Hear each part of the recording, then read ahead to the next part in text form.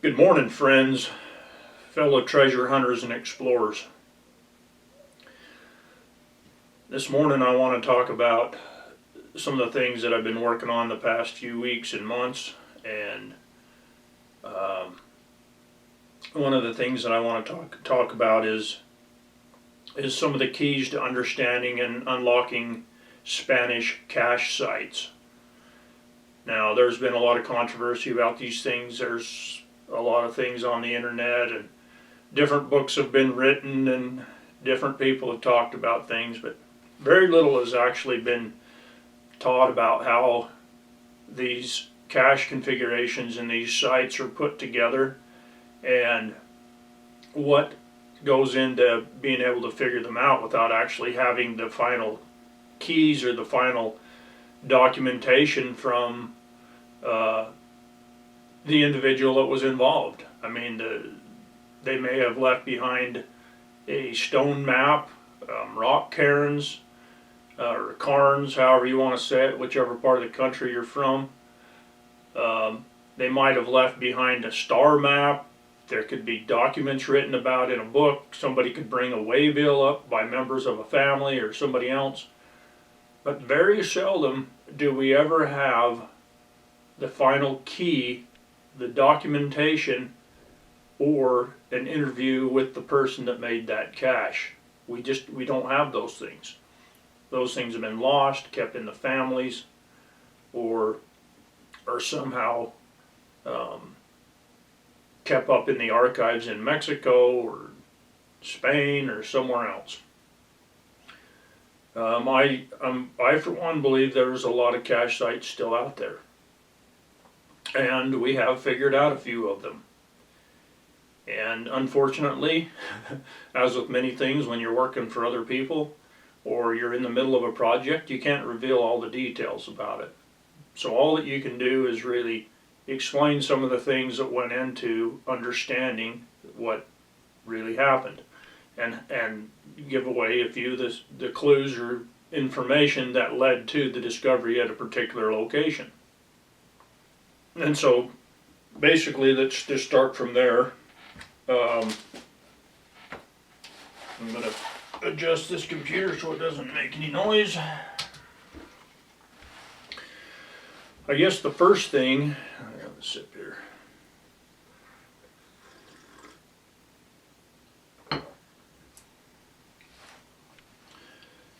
The first thing that you need to become when you're confronted with any of this information, a cache site, or trying to figure out some treasure mystery that you're investigating, is you need to become like Sherlock Holmes. You need to use every tool at your disposal to try to unlock what's going on with a particular site. You need to use one, and I'm going to go through some of these tools that we have. We have a great assortment of tools today at our disposal. There's no time in history like today for treasure hunters or for people doing research. We have so much information available at our fingertips online, through Google Earth, through mapping, through all the technologies, the deep seeking metal detectors, pulse induction. We have GPR, we have LiDAR, we have infrared or thermal imaging, a little difference. And you have a lot of other tools that are at our disposal that you can learn. You can find somebody that is skilled in those things, and the sky is the limit right now for technology and researching and finding things. But using every tool at your disposal,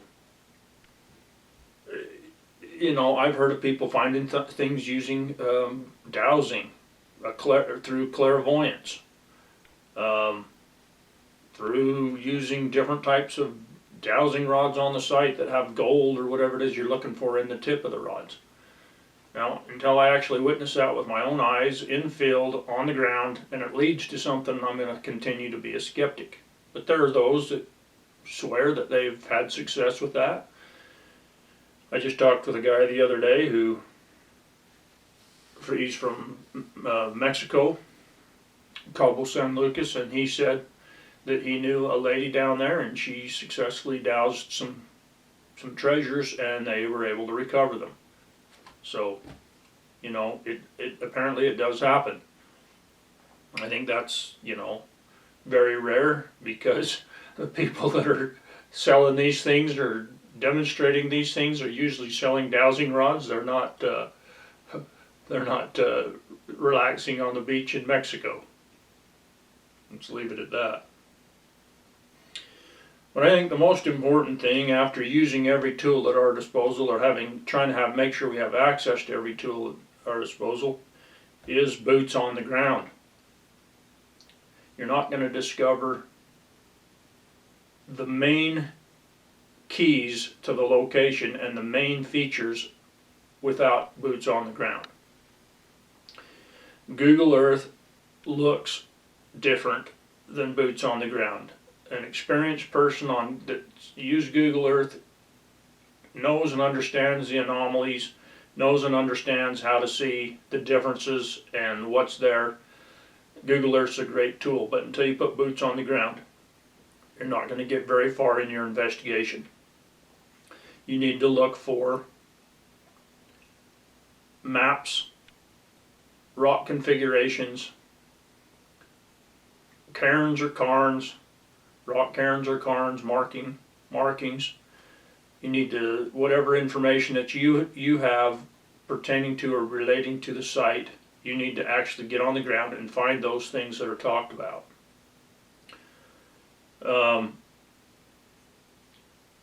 One of the things that's come to light in more recent years, it's been around for a long time, if anybody has read the old gold treasure finding document, D-Ray Metallica, and in that document it talks about using plant life, talks about all the clues that are used by the miner, by the searcher, and one of the things is plant life that has been altered, that is sickly, that is different from things in the surrounding area. Because all heavy metals, all gold, silver, lead, uranium, all these things are toxic. And in high numbers and concentrations, they affect the plant life. And if you're looking for those things, you can see where things are different, maybe in one spot that's not that different from another location that you can see physically, and yet the plant life is totally different and seems like it's sickly or has been affected in some way. And that can definitely be a big clue in your final location. You need to understand this, and this is really important. Key locations for one civilization are very often key locations for another civilization. And I think one of the main keys to this factor is that the same transportation routes, roads, paths, cutoffs, shortcuts, or to trading centers or to around features, mountain features, remain pretty much the same. You know, in the epochs of geological time, they change greatly, but in a few hundred years or 1,000 years, there's usually not that much difference, or not that much change. And so if a travel route or path, and let's use the old Spanish trail as an example, the old Spanish trail may be old to us, but it was old when the Spanish started using it. It was Native American trails. And before it was Native American trails, it was the people who went before, the trails of the people who went before. And whether that was the red-haired giants or the mound builders, the pre-Incas, the pre-Aztec, all these groups of people, they used the same travel routes, the same cutoffs. They had to use the same crossings of the Grand Canyon. There are certain land features, certain passes, certain areas that every civilization has to flow through to get through the countryside, to get from point A to point B. There's places like this in Colorado. There's places like this in Utah, all over the place in Utah. I could name 3 or 4 areas in Utah. There's places like this in Nevada. There's places like this in every state in the West. There's key routes that different civilizations have followed. They're trade routes. They're the easiest access routes. They're the routes where you can get across great chasms like the Grand Canyon or the Green River Gorge, or around mountain ranges like the San Juans, or through the Wasatch Front Mountains, or the Uintas, or any of the mountain ranges and passes. Those key travel locations or routes are the locations where the caches are made. Those are the areas on those routes, or the areas where the horses died, the mules gave up, where the Indians attacked at those pinch points, where the battles raged. How much gold and silver do you think is in the bottom of the Colorado River, where the Spanish tried to cross with burros and mules laden with gold and silver in water that was, up to the backs of the mules? I'll bet there's a lot of that in there. But those big rivers and those big waters, they're going to move stuff around. They're moving boulders the size of cars down the creek. Your gold bars and your silver bars are going to be long gone. But just think about some of those things. Your cache sites, your sites where they're going to offload their mules and their burros, and they're going to hide things, are going to be close to those difficult mountain passes. Maybe a burro became lame and they had to cache something. Maybe an Indian shot an arrow into a horse and it died and they had to cache something. Maybe there was a battle. I mean, we have sites and names, old names on maps can give us some keys to these things. Look and see what those old names mean. Look into the history of those names. If you find a ambush site, canyon, on an old map next to the area you're looking for your cache, that might have something to do with what you're looking for. Do a little research into the history of that name.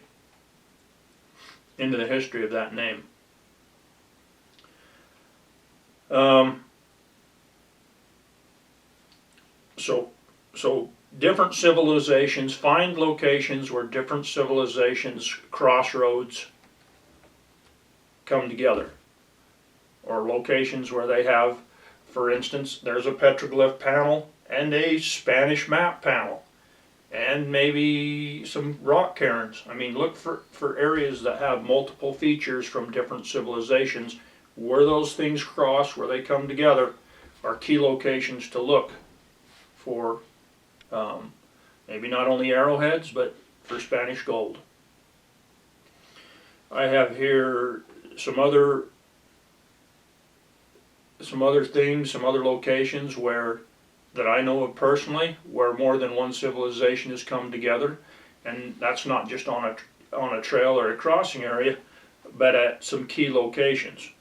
One of these was an ancient underground mining operation that was started by one civilization and ended up being taken over by the Spanish. And I believe that this is the situation for the lost Josephine de Martinique. And I believe that was an ancient mining operation that was being engaged in by a civilization that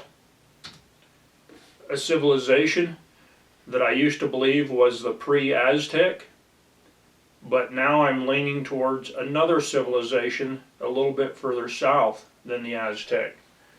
I'm actually looking at the South American civilization that became known as Chimu.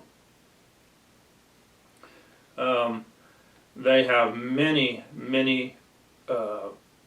customs and things in common with the Native American Fremont Indians in the Utah, Nevada, Colorado, and Wyoming area. And I used to look at the Aztec and the pre-Aztec as being part of the civilization, or part of the group of people that was responsible for the mining area of the Lost Josephine before the Spanish came into control. But I have not been able to actually put anything associated with the Aztec in that area. The Native American petroglyphs, the stone carvings, the different keys and clues that we have, I cannot see Aztec influence in those things. But I can see very, very heavy Chimu, or however you pronounce it, Chimu, Chimu, very heavy Chimu influence in those areas. Not just with the petroglyphs, the stone carvings, the gold work, all the things that goes into being able to identify and connect different people seem to place this civilization in this particular area. Now, I'm not saying that that absolutely rules out the Aztec or the pre-Aztec, because until we actually have some further research or some type of way to identify, skeletal remains or building techniques or some tools that are found or something, it's pretty difficult to do. So we have this underground complex, this underground mining complex that was started by one civilization and became a Spanish mining operation. Okay, so that's one example. And another example, we have an ancient petroglyph site, whether that was Aztec or Chimu or Mayan, Incan, whatever civilization was involved in this creation of this petroglyph. And I think that this petroglyph site was probably most likely Aztec or pre-Aztec. And that site later became a KGC cache site. The inscription, the stone map that we have, it seems a lot more likely that it was KGC than Spanish, although I can't completely rule out Spanish. But there's definitely at least 2 and maybe 3 civilizations that were actively using or traveling past this key location.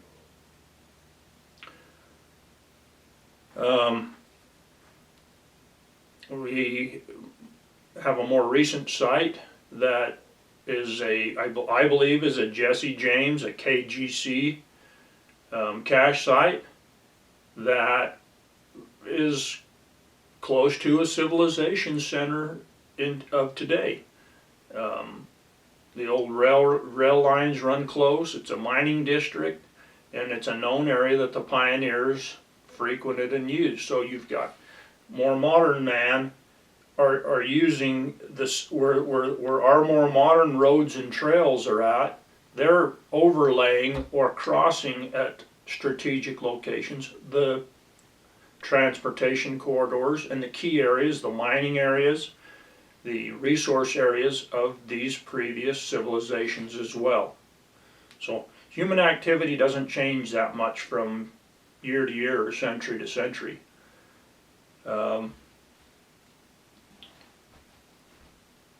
Cache sites, people do caches in the same way. They use their own ingenuity and the concerns, the things that are going on at the time to hide things up, like their own personal private bank account.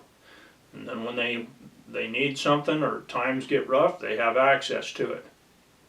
That's the same way that people of today, we have a tendency to use checking accounts and and safety deposit boxes and those type of things. But as society continues to break down and those institutions continue to fail, you're going to see modern civilization, as it starts to have more problems, you're going to see modern civilization and modern people go to the age-old standbys of caching their extra goods, their extra wealth in areas where they can access them safely and that other people can't find them.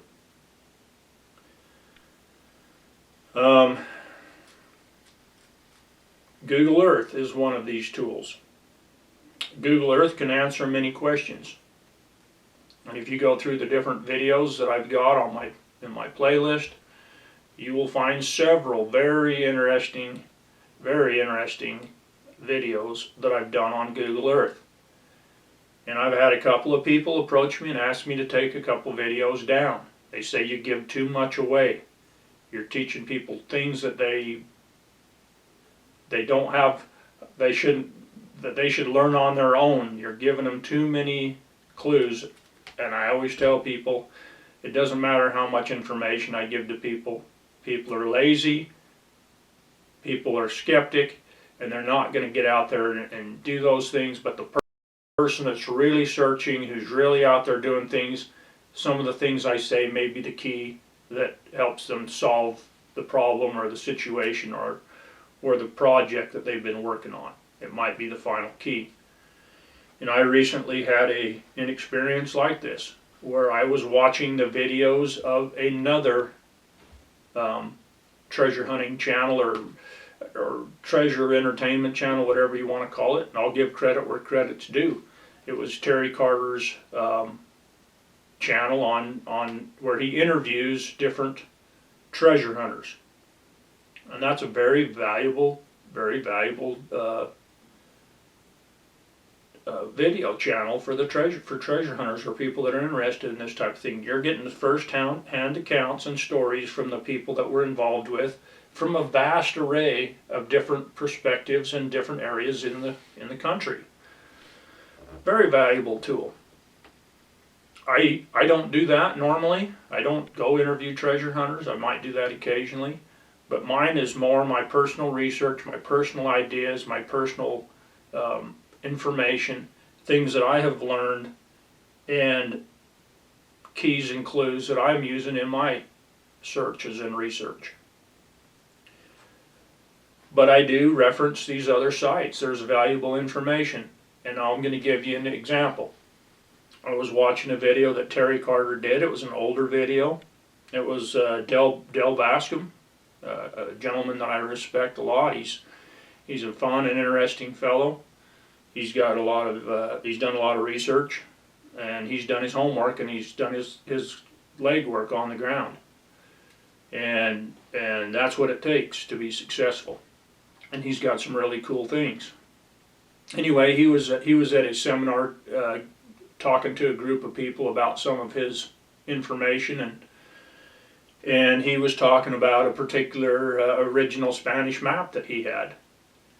And on that map, he said that the directional key was 262.5 degrees.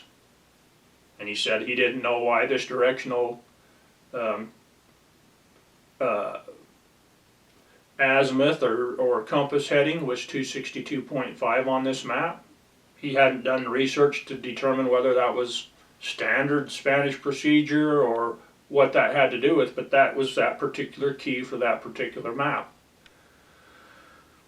A light went off in my head about a site that I've been working on for a number of years that needed a directional key, an azimuth, to be able to put a final nail in a location site. I took that 262.5 azimuth, plugged it into the key feature on that cache configuration, and I had already personally put an X on the ground where I figured the most likely spot was. And for various reasons. I'm not going to give my reasons for why I came up with that location, but through deduction and reason and Google Earth and common sense, I came to a specific location that I figured was as likely as anywhere else to be the right location. Well, lo and behold, when I plugged in the 262.5 into that cache configuration at the right location, a diagonal line cut across that site and put a exclamation point on the location that I had already chosen. I mean, it literally crossed exactly over the top of that location. So I'm very excited to get back to that site. It's not a site that's close to where I live, and it's going to take a little bit of resources and work to get to it again, but it's I believe it's going to be the final answer to allowing us to get the right technology on the ground and actually pinpointing it. And I think we're going to find out. I really do. And I know what's there. I know what it came from, and I know it's very valuable.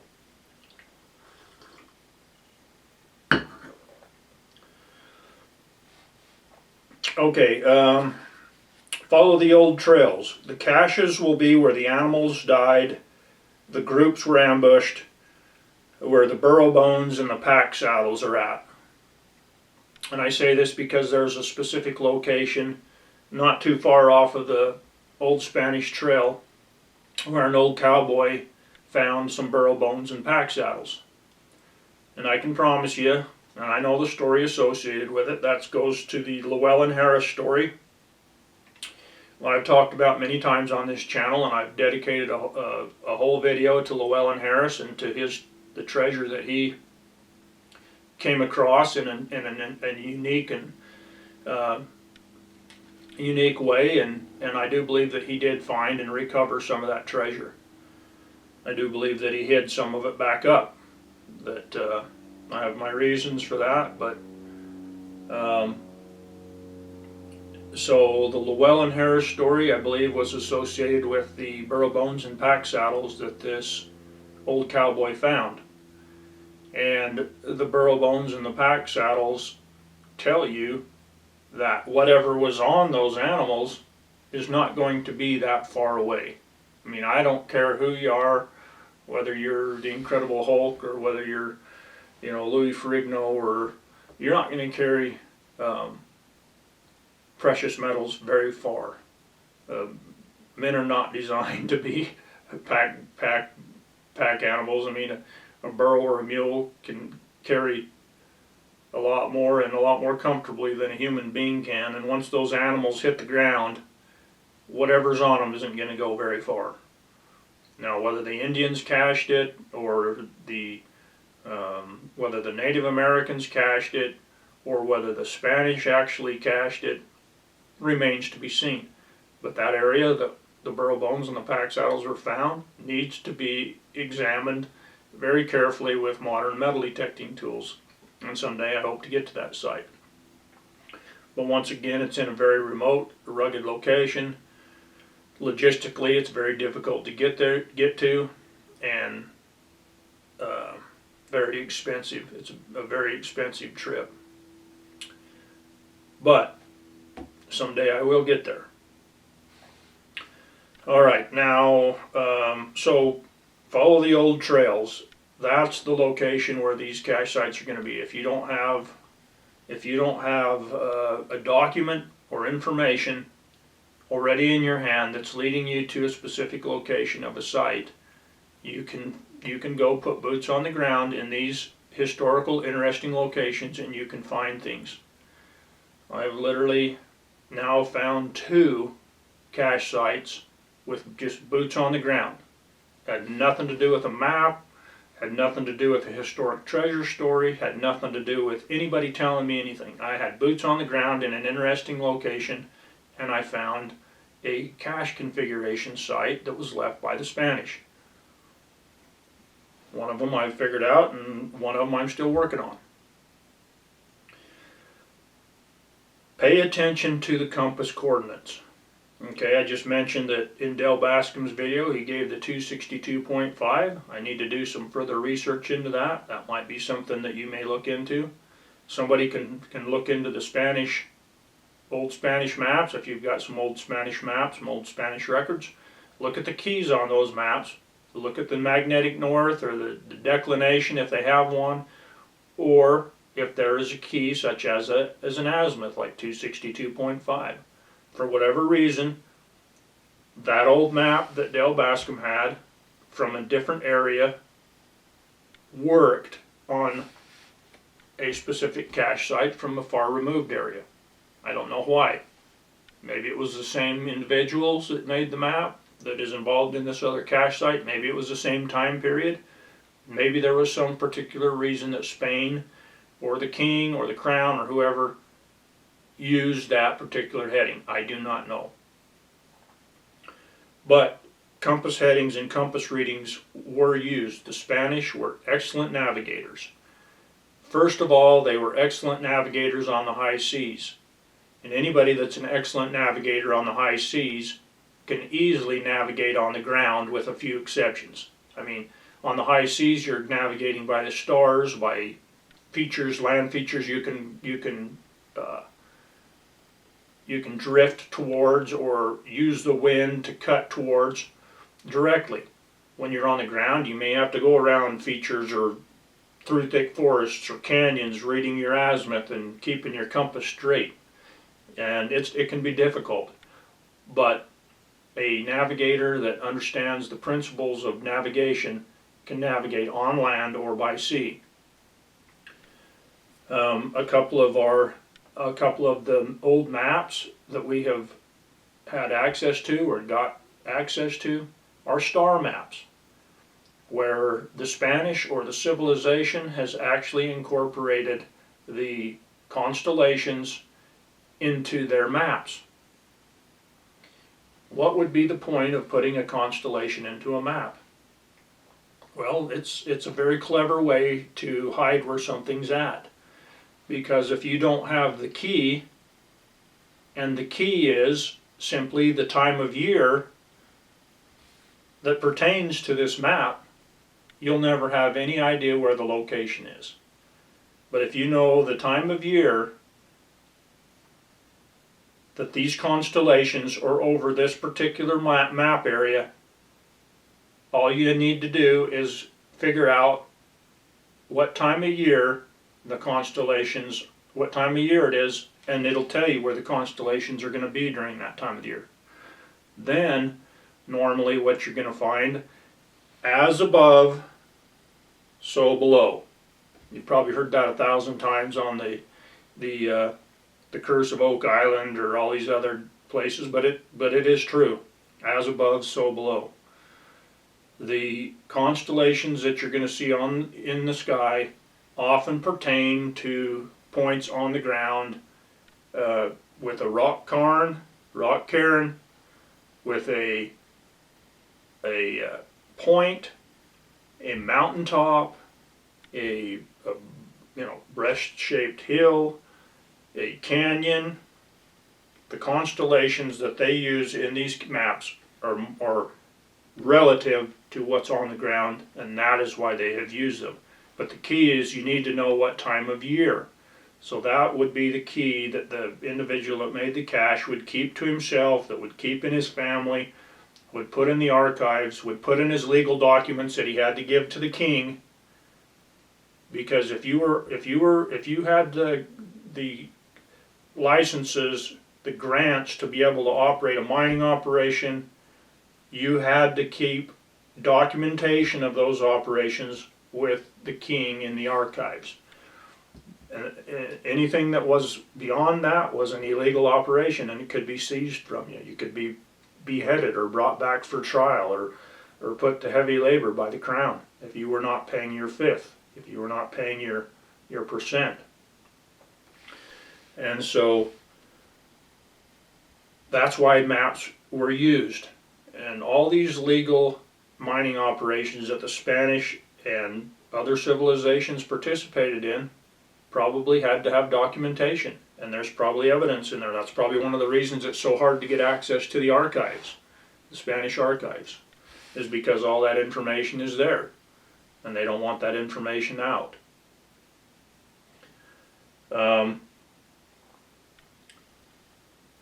Alright, so pay attention to the compass coordinates, that's important. I have another cache site where the compass coordinates are very, very interesting. And they repeat themselves over and over again throughout the entire site. And as a result of that, we were able to put the entire thing together and figure out the likely coordinates of the location. We were able to put the technology on the ground, and we were able to find anomalies. And so once we were able to find the anomalies, then we know we're in the right location. And that's as much as I'm going to say about that one. So the compass coordinates are important. Whether or not you can figure that out, you need enough clues that you can put that together and begin plugging things into Google Earth or looking on your topo maps and trying to come up with a compass heading or direction that makes sense for what you're working on. Those things are key. That's when once you can figure that out, things start to come together. And take advantage of technology. You know, it always takes technology to get to the exact final location of anything. I don't care how good the Spanish were, I don't care how good the Aztecs were, I don't care how good any of the civilizations that hit anything up. That those locations over time can be lost. You know, they made caches in rock slides, they made caches under big rocks, and as time goes on, gravity, the forces of nature, little earthquakes, the wind, things move, things change. There's forest fires, there's landslides. And so putting technology over the top of the location of the caches, of the old voids, the old mine sites, that is how you find a final location before you put a shovel in the ground, before you actually take some action that requires a lot of effort and a lot of time. And that's time that's wasted. It's time that's wasted if you're just digging a bunch of empty holes in the ground. So use the technology, the deep seekers, the GPR, the pulse induction deep detectors. They all work, but the key to any of them is using them enough that you know and understand, for the most part, what's going on. And I would encourage anybody that has these things, that this technology, to take it out and to test it regularly. If you know where your septic tank is, go read the septic tank and figure out all the anomalies associated with it. If you know where your power line is, go detect your power line. If you know where there's a trench, an old trench, or you know the sprinkler system is in your yard, or an old gas tank under the ground, go experiment. Go find those things. Go run over the top of culverts. Go bury some things if you've got a backhoe and some time, or somebody put a trench in the yard. Go put some things in the side of the trench and run your detector over the top of it at different heights and see the readings and understand what's going on. I would say that 99% of the people that have detectors and things out there haven't used them enough to even understand or remember from time to time how to ground balance them, let alone how to read them. You know, and I'll be the first to admit that I have detectors that every time I go out, I gotta read the instructions before I set them up to make sure I do things correctly. It should be second nature to me. But at least have the information on hand, understand it, have gone through it enough to understand it, and then follow the same procedure so it becomes habit. And then you're going to start to you need to record what you've found and some of the anomalies and things that have gone along with that, so that you start to understand your machines. Sometimes, and I'm going to say that on most of the big caches that are found, if you put a very powerful detector or machine over the top of that, it's gonna do things you've never seen before. And you're gonna think, man, I need to send this thing back to the manufacturer, it's broke. but it's because you don't understand the machine and you don't understand what the machine is trying to do, because those machines are set to do 1 or 2 functions at a time, not 4 or 5. And if you get a machine over a big cache and it's trying to read a void and iron and precious metal and sides of a wall and all kinds of stuff, that machine is going to just freak out on you, and you're not going to be able to understand it. You're going to want to, so take it off somewhere where it behaves normally again and start using it and come back to that site. There's some reason that the machine is doing what it's doing. 90% of the time it's not broken, it's just that the person running it doesn't know and understand what they're doing. But you need to take advantage of the technology, and there is a big need. There is a big need in construction, in treasure hunting, in utilities work, even in mining, for people that are experts with the technology of detecting and finding things, locators, before that people dig or before they do construction work. There's a big need for it, and so if you become expert at it, you can hire your services out on those things, and they transfer over into treasure hunting and into looking for old mines and doing your own research. But it usually takes advanced technology to put the final X on the spot and say, I know there's something here. You can make, and then you can start to look for your values for a mining claim, or if you need to get a permit or whatever it is that you need to do. But you've got to put a final X on the ground and be confident that you're in the right spot. A good researcher can get you close, but the final spot beneath your shovel could be mere inches away, and you will never know it without your technology or a good detector telling you where it's at. I'm sure you've all seen the sign of how many people give up, and they're only, a guy's digging a tunnel and he's inches away from a giant treasure, and he turns around and leaves because he doesn't know it's there. None of us can see through the ground or see where things are, and so we need that technology and that to help our enthusiasm, get us in the right location. Okay, well, that's pretty much what I wanted to talk to about caches today. And so I hope I said something that might help you out. I'm going to put some photos and things on there. I'm going to put some photos and things on this video to help you understand some of the things. And there's some references in the video below that you can look at that might help you in some way. Anyway, if you want to support this channel, you want to see us keep doing these videos and putting information out there for you to think about and to use in your own research and your own searches, consider supporting this channel. Buy a t-shirt. Send us $5 on our PayPal account, because there's larger and larger, bigger and bigger amounts of time going on between videos because I'm busy and I'm working on my own projects. I'm working on things for other people, and this channel is fun, but all it is a public service, and I'm not getting anything out of it, and because of that, it's lagging behind in the attention that I'm going to give to it in the future. So if I don't start seeing support, if I don't start seeing people that are interested in my subscribership growing and making a little money off my advertising or whatever's going on with the channel, it's going to fade away. I know it.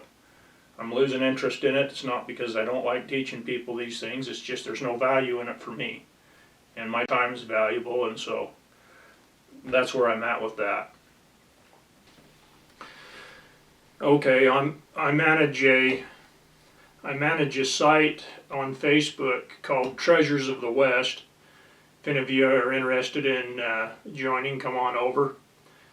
Anyway, I'm going to read a statement that I made when I published a published about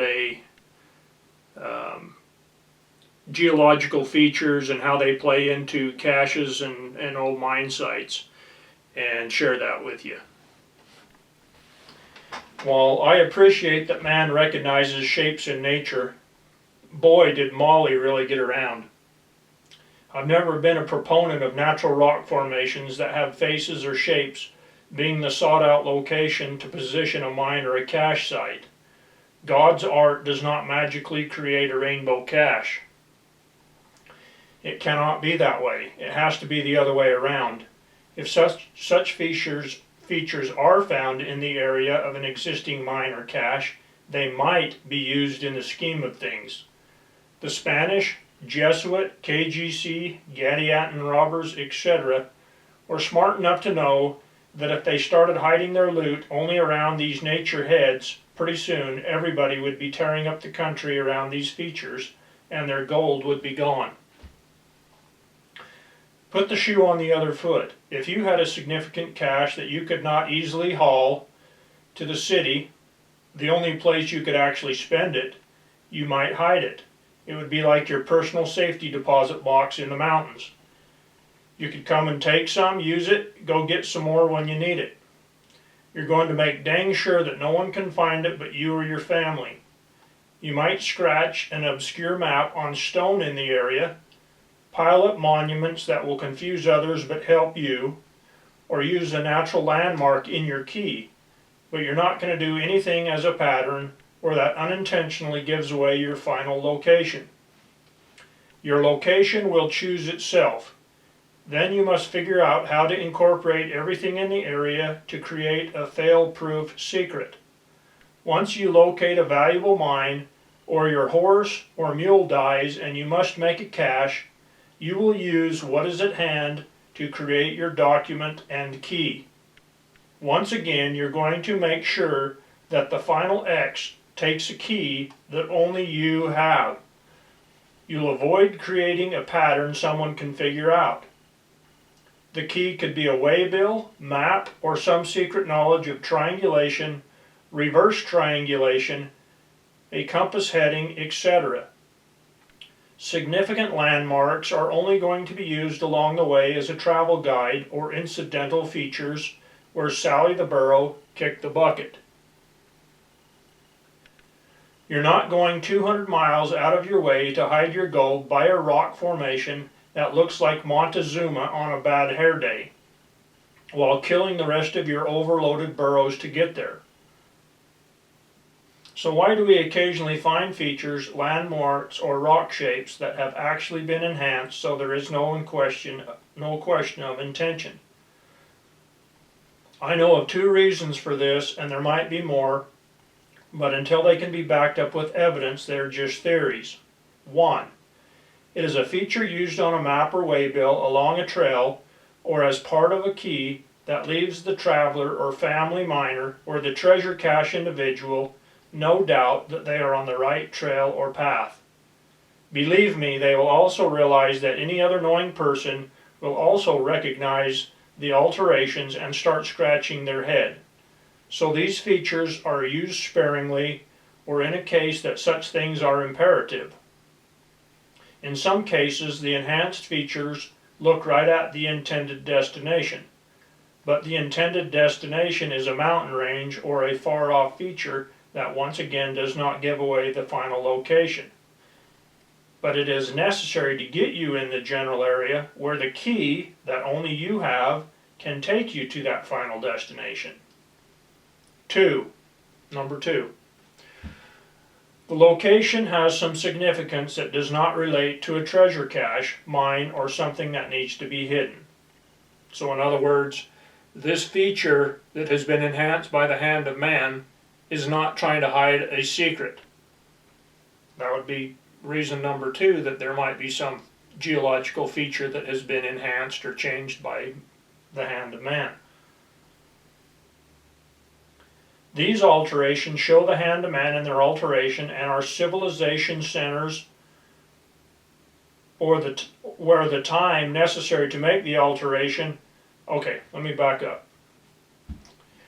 The location has some significance that does not relate to a treasure cache, mine, or something that needs to be hidden. A mission, town location, a religious site, temple, city, or a mining complex that is so large it could never be hidden. In such cases, entire mountains, cliff faces, trees, the ground, etc. have been altered to enhance natural features to bring out their significance, to call on man to notice, for man and the gods to notice. These alterations show the hand of man in their alterations and our civilization centers, where the time necessary to make the alteration can work. These alterations show the hand of man and our civilizations, where the time necessary to make the alterations would be beyond the scope of a traveling Spaniard with a hammer and chisel. So, you can't alter an entire mountain range with a hammer and a chisel. It has to be a civilization center or an area where there's a large amount of people. I have chosen to accept only conclusions that I can back up as fact or with significant evidence. My time is too valuable to do otherwise. I know certain features are used in travel as landmarks, but not as a final destination, because I have several old documents that specifically tell us this. Rock features that can be proven to be carved or enhanced in the same way that Scott Walters forensically proves it, through tests and analysis. I choose my treasure hunting and mining project based on research, evidence, history, and geology, and let them go where they lead. There may be instances where natural landmarks or features that look like a wolf, owl, or eagle are significant to a solve. When this is the case, there will be other evidences that will lead to this conclusion, but they will not stand as evidence on their own. Here is an example of a human-enhanced turtle. Chisel marks created the eye, the nose, and enhanced the mouth. It looks directly at a mining district significant to past civilizations as well as today. Here is what it looks at when you are traveling one fork of the old Spanish Trail, the Henry Mountains.